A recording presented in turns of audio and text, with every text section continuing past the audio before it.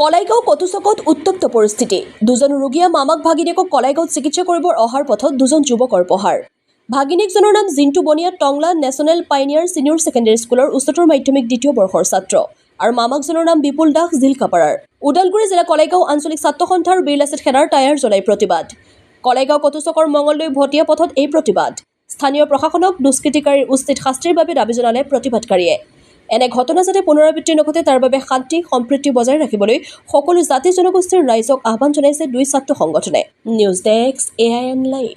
হয়, আমি সদায় কৈ আহিছিলোঁ যে আমি অসমীয়া জাতিটো অৰ্থাৎ প্ৰত্যেকটো জাতি জনগোষ্ঠী আমি একেলগে আছিলোঁ, একেলগে থাকিম, একেলগে কাম কৰি যোৱাৰ আমি প্ৰতিশ্ৰুতি দিছিলোঁ।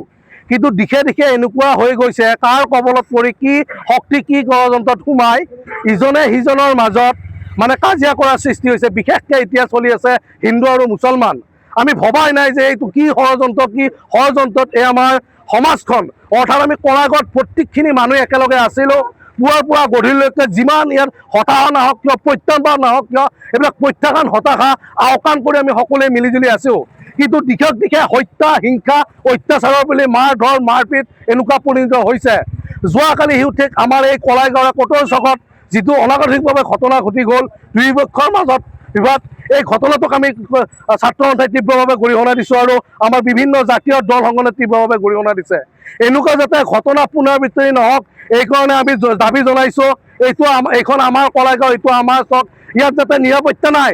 কিহৰ কাৰণে নিৰাপত্তা নাই? যোৱাকালি যেতিয়া ল'ৰা দুটা গুৰুকৈ পিটাৰ হ'ল, ইয়াত আমাৰ যিহেতু স্থানীয় ব্যক্তিসকল আছে, অভিজ্ঞ শিক্ষাগত আহৰতা সম্পূৰ্ণ মানুহসকল আছে, তেওঁলোকে কি নিমাত হৈ আছে নেকি? আৰু এইটো কথা ক'বই লাগিব, যেতিয়া এক্সিডেণ্ট হওক, দুৰ্ঘটনা হওক, কিবা কাজিয়া পেচাল হওক, আমি মানুহখিনিয়ে চকু মেলি চাই থাকোঁ। কিন্তু ওচৰত যায় সেই যে মানুহজনক সহায় সহযোগ কৰিব লাগে, সহায় সহযোগ কৰি তৎক্ষণিকভাৱে ব্যৱস্থা কৰিব লাগে, সেইটো নাজানো।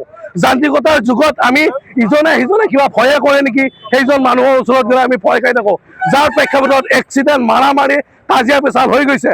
গতিকে ছাত্ৰ সন্থাকে ধৰি বিভিন্ন কলাইগাঁও স্থানীয় দল সংগঠনে দাবী জনাইছোঁ, ইয়াৰ পিছত যাতে কোনো ধৰণৰ ঘটনা নঘটে আৰু এই ঘটনাক আমি সন্মানীয় প্ৰশাসনৰ বিভাগসকলক গুৰুত্বপূৰ্ণ সহকাৰে ল'বলৈ আমি অনুৰোধ জনাইছোঁ, যাতে এখন সৰ্বাংগ সুন্দৰ সমাজ গঠন হয়।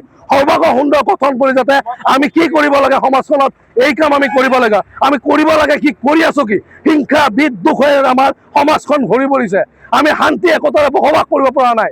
গতিকে আমি আজি এই প্ৰতিবাদস্থলীৰ পৰা সকীয়াই দিছোঁ সন্মানীয় প্ৰশাসনিক বিষয়াসকলক, সকলোৱে শান্তি শৃংখলা অটুট ৰখাৰ ক্ষেত্ৰত বা সকলোৱে নিৰাপত্তা ৰক্ষা কৰাৰ স্বাৰ্থত যাতে আমি এক সংকল্প ল'ব পাৰোঁ আৰু যিসকলে এই দুখ কৰিছে এই দোষীসকলক কায়ুক্ত কৰিবৰ কাৰণে সন্মানীয় প্ৰশাসন বিভাগক আমি আহ্বান জনাইছোঁ। কলাইগাঁৱত আমি সকলোৱে একেলগে আছোঁ, একেলগে থাকিব লাগিব। পৰৱৰ্তী সময়ত যাতে এনেকুৱা ধৰণৰ ঘটনা নহওক তাৰ কাৰণে আমি চৰকাৰ প্ৰশাসনক দাবী জনাইছোঁ। যিকোনো খবৰ বিজ্ঞাপনৰ বাবে যোগাযোগ কৰক 7896121996।